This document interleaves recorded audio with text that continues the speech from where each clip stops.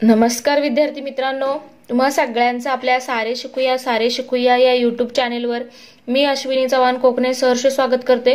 विद्यार्थी मित्रांनो, आपण पाहणार आहोत आज इयत्ता 10वी सीईटीची तयारी, गणित भाग 2 मधील प्रकरण क्रमांक 4 भौमितिक रचना। तर लक्षात घ्या, या ठिकाणी 10वीच्या सीईटीची जी परीक्षा असणार आहे त्यामध्ये तुम्हाला इयत्ता 9वीचे सुद्धा काही क्वेश्चन असू शकतात, कारण 9वी हा 10वीचा पाया आहे। त्याचबरोबर पहा, तुम्हाला इयत्ता 8वी 9वी आणि 10वी तीनही वर्गांची व्यवस्थित तयारी करायची आहे, कारण ते बेसिक प्रश्न असणार आहेत। ठीक आहे, पहा आता आपण या ठिकाणी काही महत्त्वाचे 20 प्रश्न पाहूया। पहिला प्रश्न आहे, 1.5 सेमी लांबीचा रेषाखंड PQ आहे। रेख PQ चे 4:3 या गुणोत्तरात विभाजन करण्यासाठी त्याचे डॅश डॅश एवढे समान भाग करावे लागतील। पहा, समजा हा PQ रेषाखंड आहे। आपण रफली पाहतोय, पटकन कॅल्क्युलेशन करायचे, फास्ट मध्ये सोडवायचे तुम्हाला आणि याची बेरीज करायची। किती आहे? 4 + 3 तर 7। तर या ठिकाणी आपल्याला 7 समान भाग करावे लागतील तर आपलं उत्तर येईल। म्हणजेच एवढे समान भाग करावे लागतील तर रेषाखंड PQ 1.5 सेमीचा आपल्याला 4:3 गुणोत्तरात मिळेल। म्हणजे 4 + 3 यांची बेरीज करायची तर किती? 7 समान भाग करावे लागतील। म्हणजेच पर्याय क्रमांक 4 हे या प्रश्नाचा अचूक उत्तर आहे। पाहूया पुढचा प्रश्न, प्रश्न क्रमांक 2। लघुकोन त्रिकोणाच्या परिवर्तुळाचे केंद्र डॅश डॅश येथे असते। तर कुठे असते मित्रांनो? लक्षात घ्या की लघुकोन त्रिकोणामध्ये परिवर्तुळाचे केंद्र हे त्रिकोणाच्या अंतर्भागात असते, म्हणून या ठिकाणी पर्याय क्रमांक 2 हा अचूक पर्याय आहे। यासाठी तुम्हाला मी अशा प्रश्नांच्या उत्तरांसाठी शेवटी एक चार्ट सांगणार आहे, त्या चार्टनुसार तुम्ही लक्षात ठेवू शकता। पाहूया पुढचा प्रश्न, प्रश्न क्रमांक 3।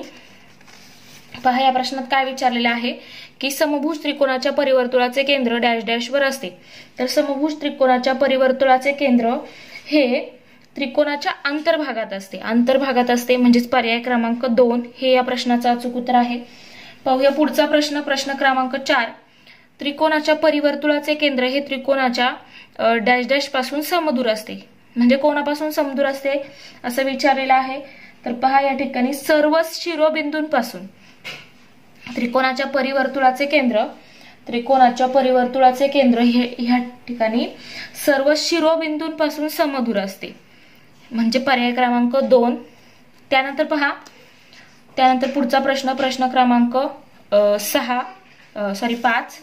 पहा काय विचारलं याच्यात की त्रिकोणाच्या आंतरवर्तुळाचे केंद्र हे त्रिकोणाच्या डॅश डॅश पासून समदूर असते। आता आंतरवर्तुळ आहे म्हणजे आतलं वर्तुळ आहे, तर हे वर्तुळ या ठिकाणी सर्व भुजांपासून समदूर असते, म्हणजे सर्व बाजू असतात त्रिकोणाच्या त्या बाजूंपासून समान अंतरावर असते, म्हणून पर्याय क्रमांक 1 ह्या प्रश्नाचा अचूक उत्तर आहे। पाहूया पुढचा प्रश्न, प्रश्न क्रमांक 6। वर्तुळ केंद्राचा उपयोग न करता वर्तुळावरील बिंदूतून वर्तुळाला स्पर्शिका काढण्यासाठी डॅश डॅश या गुणधर्माचा उपयोग करावा लागतो। तर विद्यार्थी मित्रांनो, लक्षात घ्या या ठिकाणी की स्पर्शिका त्रिज्या गुणधर्म आपण वापरत नाही। उपयोग न करताना आपण काय वापरतो? पहा, एकांतर वर्तुळखंडातील कोनाचा गुणधर्म वापरतो, म्हणजेच पर्याय क्रमांक 3 हे ह्या प्रश्नाचा अचूक उत्तर आहे। लक्षात ठेवा, वर्तुळ केंद्राचा उपयोग न करता वर्तुळावरील बिंदूतून वर्तुळाला स्पर्शिका काढण्यासाठी आपण एकांतर वर्तुळखंडातील कोनाचा गुणधर्म वापरतो। त्यानंतर पुढचा प्रश्न आहे, प्रश्न क्रमांक 7। वर्तुळ केंद्राचा उपयोग करून विचारले। आता पहा, उपयोग करून वर्तुळावरील बिंदूतून वर्तुळाला स्पर्शिका काढण्यासाठी या गुणधर्माचा उपयोग करावा लागतो। उपयोग करून, वर्तुळ केंद्राचा उपयोग करून आपण पहा या ठिकाणी स्पर्शिका काढण्यासाठी कुठला गुणधर्म वापरतो? तर तो गुणधर्म आहे स्पर्शिका त्रिज्या गुणधर्म। लक्षात ठेवा, वर्तुळ केंद्राचा ज्यावेळेस उपयोग करतो त्यावेळेस स्पर्शिका त्रिज्या गुणधर्म असतो आणि उपयोग न करताना एकांतर वर्तुळखंडाचा गुणधर्म असतो। त्यानंतर पहा, 8वा प्रश्न आहे, त्रिकोणाच्या मध्यभागाचा छेदनबिंदू हा प्रत्येक मध्यगेचे या गुणोत्तरात विभाजन करतो। तर ते 2:1 या गुणोत्तरात आहे। त्यानंतर पहा पुढचा महत्वाचा प्रश्न, प्रश्न क्रमांक 9। काय विचारले आहे? पहा, दिलेल्या रेषाखंडावर डॅश डॅश या अंशाचा कोन अंतरित करणारा कंस काढण्यासाठी रेषाखंडाच्या दोन्ही टोकांशी प्रत्येकी 50 अंश करावा लागेल। किती अंशाचा कोन अंतरित करण्यासाठी आपल्याला 50 अंशाचा कोन करावा लागेल? तर पहा, या ठिकाणी आपण पाहूया या ठिकाणी काय करावं लागतंय। तर समजा आपण या ठिकाणी आपल्याला प्रत्येकी 50 अंशाचा कोन करावा लागणार आहे। म्हणजेच पहा अशा प्रकारे या ठिकाणी वर्तुळ केंद्र असेल, तर या ठिकाणी आपल्याला इथे समजा आपण 40 घेतलं तर इथे 40, त्यानुसार इथे होईल 80। तर पहा इथे 50, इथे 50। हे तुम्ही जर व्यवस्थित सोडवलं तर तुमच्या लक्षात येईल की इथे 180 त्रिकोणाच्या तीनही कोनांच्या मापाची बेरीज 180 अंश असते। त्यानंतर इथे ए बी हा आणि हा इथे समजा पी आहे, तर आपल्याला हा इथे किती अंशाचा कोन तयार करावा लागला, तर तो 40 अंशाचा कोन तयार करावा लागला। म्हणजे या ठिकाणी आपल्याला दिलेल्या रेषाखंडावर 40 अंशाचा कोन आंतरित करणारा कंस काढण्यासाठी 40 अंशाचा कोन आंतरित करणारा कंस काढण्यासाठी रेषाखंडाच्या दोन्ही टोकांशी आपल्याला कितीचा अंशाचा कोन तयार करावा लागतोय, तर 50 अंशाचा। म्हणजेच पर्याय क्रमांक पहा या ठिकाणी इथे किती करायचं आहे आपल्याला, तर 40। म्हणजेच पर्याय क्रमांक 1 या प्रश्नाचं अचूक उत्तर आहे। त्यानंतर पाहूया पुढचा प्रश्न, प्रश्न क्रमांक 10। तर पहा प्रश्न क्रमांक 10 मध्ये काय आहे की दिलेल्या त्रिकोणाशी समरूप असणारा त्रिकोण काढण्यासाठी या गुणधर्माचा उपयोग करावा लागतो। कुठला गुणधर्म उपयुक्त पडतो आपल्याला समरूप त्रिकोण काढायचा असेल त्यावेळेस, तर तो असतो समरूप त्रिकोणाचे संगत बाजू आणि संगत कोन प्रमाणात असतात, याचा आपण उपयोग करतो। म्हणजेच पहा पर्याय क्रमांक 2 हे या ठिकाणी अचूक उत्तर आहे। पाहूया पुढचा प्रश्न, प्रश्न क्रमांक 11। पहा या ठिकाणी प्रश्न 11 मध्ये काय विचारलेला आहे की 2.5 सेमी त्रिज्येच्या वर्तुळ केंद्रापासून 6.5 सेमी अंतरावरील पी बिंदूतून वर्तुळाला स्पर्श करणाऱ्या स्पर्शिका खंडाची लांबी डॅश डॅश असेल। तर सगळ्यात आधी आपल्याला 2.5 सेमी त्रिज्येचं वर्तुळ काढावं लागेल। ही आहे 2.5 सेमी त्रिज्या, हा आहे ओ केंद्र। त्यानंतर पहा वर्तुळाबाहेर पी बिंदू 6.5 सेमी अंतरावरील पी बिंदू आहे, तर इथे कुठेतरी पी बिंदू असणार आहे। तर 6.5 म्हणजेच ओरिजिन पासून म्हणजे या ठिकाणी केंद्रबिंदू पासून 6.5 असणार आहे। म्हणजे इथे किती होईल, तर इथे 4 होईल, पण याची आपल्याला आवश्यकता नाहीये, तर हे अंतर आपल्याला माहिती पाहिजे ओपी। त्यानंतर पहा पी बिंदूतून वर्तुळाला स्पर्श करणारा स्पर्शिका खंड, तर आपण यातून आपल्याला एक स्पर्शिका खंड काढायचा आहे अशा प्रकारे। त्यानंतर यावरून त्रिज्या ही स्पर्शिका खंडाला लंब। त्यानंतर पहा या ठिकाणी याला आपण समजा क्यू म्हणूया। तर आपल्याला काय पहा काय विचारलंय, स्पर्श करणाऱ्या स्पर्शिका खंडाची लांबी। म्हणजे आपल्याला हा क्यूपी फाइंड करायचा आहे, क्यूपी। तर क्यूपी ची लांबी काढायची आहे। तर आपल्याला ही वर्तुळाची त्रिज्या माहिती आहे 2.5, ही बाजू माहिती आहे 6.5। त्यानंतर पायथागोरसच्या प्रमेयानुसार पी क्यू बरोबर इथे कर्ण आहे ओपी, कर्ण आहे ओपीचा वर्ग बरोबर या ठिकाणी काय येईल ओक्यूचा वर्ग अधिक क्यूपीचा वर्ग। पण आपल्याला पी क्यू काढायचा आहे, म्हणजेच क्यूपी काढायचा आहे। पी क्यूचा वर्ग बरोबर काय येईल, तर ते येईल या ठिकाणी पीओचा वर्ग वजा ओ क्यूचा वर्ग। पीओ आहे या ठिकाणी 6.5 त्याचा वर्ग वजा 2.5 त्याचा वर्ग। हे किती येते पहा 42.25 वजा 6.25 म्हणजेच किती येते 36।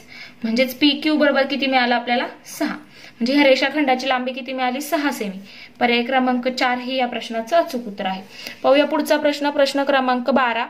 दिलेल्या वर्तुळाच्या बाहेरील बिंदूतून वर्तुळाला किती स्पर्शिका काढता येतात पहा। वर्तुळ आहे वर्तुळाच्या बाहेरील बिंदूतून, तर वर्तुळाचा बाहेरील बिंदू आहे हा वर्तुळाच्या बाहेर असणारा बिंदू। तर त्यातून आपण अशा प्रकारे किती स्पर्शिका काढू शकतो बाळांनो, तर त्या 2 स्पर्शिका काढू शकतो। म्हणजे पर्याय क्रमांक 1 हे या प्रश्नाचं अचूक उत्तर आहे। पाहूया पुढचा प्रश्न, प्रश्न क्रमांक 13। पहा याच्यामध्ये काय विचारलेलं आहे की ओ केंद्र असलेले व 2.8 सेमी त्रिज्येचे वर्तुळ काढा। वर्तुळाबाहेरील पी बिंदूतून एपीबी कोन एपीबी बरोबर 70 अंश असेल अशा पीए व पीबी स्पर्शिका काढण्यासाठी एओबी चा माप किती, म्हणजे तो किती मापाचा कोन असावा लागेल। तर पहा समजा या ठिकाणी आपण ओ केंद्र असलेलं वर्तुळ काढलंय हे। त्यानंतर पी इथे कुठेतरी बाहेर बिंदू आहे वर्तुळाबाहेरील। त्यानंतर पहा आपल्याला काय सांगितलंय की पीए आणि पीबी अशा 2 स्पर्शिका आहेत। ह्या 2 स्पर्शिका काढल्या, इथे ए आहे इथे कुठेतरी बी असणार आहे। तर हे आपल्याला माहिती त्यानुसार आपण पटकन आकृती काढून घेतलेली आहे। त्यानुसार आपल्याला इथे काय सांगितलंय, APB चं माप किती सांगितलंय, 70 अंश। APB म्हणजे हा कोण दिलाय आपल्याला, 70 अंश। आता हे 90 आहेत, हे 90 आहेत आणि या ठिकाणी लक्षात घ्या हा चौकोन तयार होणार आहे, APBO हा चौकोन तयार होणार आहे। सगळ्या कोणांच्या मापाची बेरीज किती असणार आहे, 360 अंश। सगळ्यांची बेरीज असणार आहे 360। मग 360 वजा हे बाकीचे करा, आपल्याला हा कोण मिळेल आणि आपल्याला तोच विचारला AOB याचं माप विचारलंय आपल्याला। तर ते कसं निघेल, 360 वजा हे 9 आणि 9 झाले 18 आणि हे 70, तर यांची वजाबाकी किती येईल, तर 360 वजा 250 म्हणजे या ठिकाणी 110 अंश। म्हणजेच 360 वजा 250 110 अंश मिळाले। म्हणजे हा कोण आपल्याला किती मापाचा मिळाला, 110 अंशाचा। म्हणजेच या ठिकाणी आपलं उत्तर आहे 110 अंश, पर्याय क्रमांक 3। पाहूया पुढचा प्रश्न 14 नंबरचा। O केंद्र असलेले व 2.5 सेमी त्रिज्येचे वर्तुळ काढा। त्यानंतर या ठिकाणी म्हणजे पहिल्या प्रश्नाचा तसा काही संबंध लागत नाहीये जे उत्तर काढायचे त्यामध्ये, कारण त्रिज्येचा काही ते आपण उपयोग केलेला नाही। तसंच ह्या एक्झाम्पल मध्ये सुद्धा आहे पहा 14 नंबरच्या। O केंद्र असलेले एक वर्तुळ आहे, वर्तुळाची त्रिज्या दिली 2.5 सेमी। त्यानंतर P हा वर्तुळाच्या बाहेरील बिंदू आहे, त्यातून PA आणि PB अशा 2 स्पर्शिका काढल्यात आपण, ठीक आहे। तर काढल्या आहेत, AOB बरोबर 100 अंश दिलाय, AO आणि B म्हणजे हा कोण आपल्याला दिलाय 100 अंश असेल तर APB बरोबर किती। पुन्हा या ठिकाणी हा चौकोन तयार झालेला आहे आणि ह्या चौकोनामध्ये त्याचे आपल्याला माहिती आहे सगळ्या कोणांच्या मापाची बेरीज 360 अंश असणार आहे। मग 360 वजा हे 100 आणि हे 90 आणि 90 झाले 180, तर किती होतील, सगळे 280 होतील टोटल। इथे लिहू शकता तुम्ही 360 वजा 100 अधिक 90 अधिक 90 म्हणजेच किती झाले 280, तर ते किती झाले पहा वजाबाकी, तर ती येते 80। म्हणजेच हा कोण किती मापाचा तयार होईल, तर तो 80 मापाचा तयार होईल। हे आहे याचं अचूक उत्तर, पर्याय क्रमांक 4। पाहूया पुढचा प्रश्न, प्रश्न क्रमांक 15 पहा। याच्यामध्ये काय विचारलंय, दिलेल्या वर्तुळावरील बिंदूतून वर्तुळाला डॅश डॅश किती स्पर्शिका काढता येतात हे ठिकाणी विचारलेलं आहे। पहिल्या पर्यायात दिलंय 2, दुसऱ्या पर्यायात दिलंय 1, तिसऱ्या पर्यायात दिलंय 3 आणि चौथ्या पर्यायात दिलंय एकही स्पर्शिका काढता येत नाही। तर पहा दिलेल्या वर्तुळावरील बिंदूतून वर्तुळावरील एखादा बिंदू असेल तर त्या बिंदूतून आपल्याला किती स्पर्शिका काढता येते बाळांनो, फक्त एक आणि एक स्पर्शिका काढता येते, म्हणजे पर्याय क्रमांक 2 हे या प्रश्नाचं अचूक उत्तर आहे। प्रत्येक वर्तुळाला त्याच्या वर्तुळावरील बिंदूतून एक स्पर्शिका काढता येते। त्यानंतर पहा त्रिकोणाचे आंतरवर्तुळ काढताना, त्रिकोणाचे आंतरवर्तुळ काढताना आपल्याला काय लागतं पहा, आठवा या ठिकाणी 2 कोणांचे दुभाजक आपल्याला काढावे लागतात, म्हणजेच पर्याय क्रमांक 1 हे या प्रश्नाचं अचूक उत्तर आहे। कोण दुभाजक काढतो आपण, कुठलेही 2 काढतो, कुठलेही 2 कोणांचे दुभाजक आपण काढतो आंतरवर्तुळ काढताना। त्यानंतर पहा पुढचा आहे त्रिकोणाचे परिवर्तुळ काढताना काय वापरतो आपण, त्रिकोणाचं परिवर्तुळ काढताना आपण काय करतो, या ठिकाणी आंतरवर्तुळ काढताना आपण कोण दुभाजक काढतो, तसंच परिवर्तुळ काढताना आपण काय करतो, तर लंब दुभाजक काढतो। पण पहा कुठल्याही 2 भुजांचे लंब दुभाजक हे बाजूचे असतात आणि या ठिकाणी आपण आंतरवर्तुळ काढताना कोण दुभाजक काढतो, परिवर्तुळ काढताना आपण लंब दुभाजक काढतो। पण लंब दुभाजक कशाचे असतात, तर ते भुजांचे लंब दुभाजक असतात, कोणाचे नाही। म्हणजेच पहा या ठिकाणी याचं पर्याय असणार आहे पर्याय क्रमांक 4, कारण इथे कोणांचं दिलं आहे। व्यवस्थित लक्ष द्या बाळांनो, इथे लंब दुभाजक नाहीये। त्यानंतर इथे पहा पर्याय क्रमांक 4 मध्ये 2 भुजांचे लंब दुभाजक काढावे लागतात, हे याचं अचूक उत्तर आहे। त्यानंतर पाहूया पुढचा प्रश्न, प्रश्न क्रमांक 18 पहा काय विचारले पुढच्या प्रश्नामध्ये, की कोणत्याही त्रिकोणाच्या आंतरवर्तुळाचे केंद्र डॅश डॅश असते। कोणत्याही त्रिकोणाचे आंतरवर्तुळाचे केंद्र, तर ते कुठे असते, त्रिकोणाच्या आंतरभागात असते। कुठलाही त्रिकोण असो, तुम्हाला कन्फ्यूज करण्यासाठी विचारलेला असेल, काटकोन असेल, समभुज असेल, असं विचारलेलं असेल तर लक्षात घ्या कोणत्याही त्रिकोणाच्या आंतरवर्तुळाचे केंद्र हे नेहमी कुठे असते, त्रिकोणाच्या आंतरभागात असते, म्हणजे आतमध्ये असते। ओके, ह्या प्रश्नाचं हे उत्तर आहे। त्यानंतर पाहूया पुढचा प्रश्न, प्रश्न क्रमांक 19 काटकोन करणाऱ्या परिवर्तुळाचे केंद्र। काटकोन त्रिकोणाच्या परिवर्तुळाचे केंद्र, काटकोन त्रिकोणाच्या परिवर्तुळाचे केंद्र हे कुठे असते, तर ते असते कर्णाच्या मध्यबिंदूवर. कर्णाचा मध्यबिंदू आहे या ठिकाणी पर्याय क्रमांक 4 मध्ये, त्रिकोणाच्या कर्णाच्या मध्यबिंदूवर असते. तर याचा तुम्हाला एक छोटासा तक्ता मी तुम्हाला पहा शेवटी देते आहे. विशालकोन त्रिकोणाच्या परिवर्तुळाचे केंद्र हे कुठे असते, तर विशालकोनाच्या परिवर्तुळाचे केंद्र हे त्रिकोणाच्या बाह्य भागात असते. त्रिकोणाच्या बाह्य भागात असते म्हणजे इथे पर्याय क्रमांक 1 पहा. या ठिकाणी पाहूया आपण एक तक्ता पाहूया, त्याच्यात तुम्हाला लगेच समजेल. पहा या ठिकाणी पहा, आता आपण पाहिलेला प्रश्न आहे प्रश्न क्रमांक 20. विशालकोनाच्या परिवर्तुळाचे केंद्र हे त्रिकोणाच्या बाहेर असते. त्यानंतर काटकोन पहा 19 नंबरचा प्रश्न होता. काटकोन त्रिकोणाच्या परिवर्तुळाचे केंद्र हे कुठे असते, कर्णाच्या मध्यावर असते. आणि सगळ्या प्रकारचे जे कोन असतील त्रिकोण असतील त्यांच्यामध्ये आंतरवर्तुळाचे केंद्र हे नेहमी त्रिकोणाच्या आतमध्ये असते. ह्या सगळ्यांमध्ये त्रिकोणाच्या आतमध्ये आहे पहा आंतरवर्तुळाचे केंद्र. फक्त परिवर्तुळाचे केंद्र तुम्हाला लक्षात ठेवायचे आहेत. जर काटकोन त्रिकोण असेल तर कर्णाच्या मध्यावर येतो. त्यानंतर लघुकोन असेल तर त्रिकोणाच्या आत येतो. विशाल कोन असेल तर या ठिकाणी त्रिकोणाच्या बाहेर येतं. समभुज त्रिकोण असेल तर त्रिकोणाच्या आत येतं. आणि हे दोन शक्यतो विचारत नाहीत पण ते डायग्राम वरून सुद्धा निघतं. ठीक आहे. आणि आंतरवर्तुळ काढताना आंतरवर्तुळात त्रिकोणाच्या सर्व बाजूंना आतून स्पर्श करतं हे लक्षात ठेवा. परिवर्तुळ हे त्रिकोणाच्या तिन्ही शिरोबिंदूंमधून जातं. ह्या गोष्टी लक्षात ठेवा. अशा काही छोट्या छोट्या टिप्स, छोटी जी काही महत्वाची वाक्य असतील ती व्यवस्थित लिहून काढा. आणि थँक्यू बाळांनो शेवटपर्यंत व्हिडिओ पाहिल्याबद्दल. थँक्यू.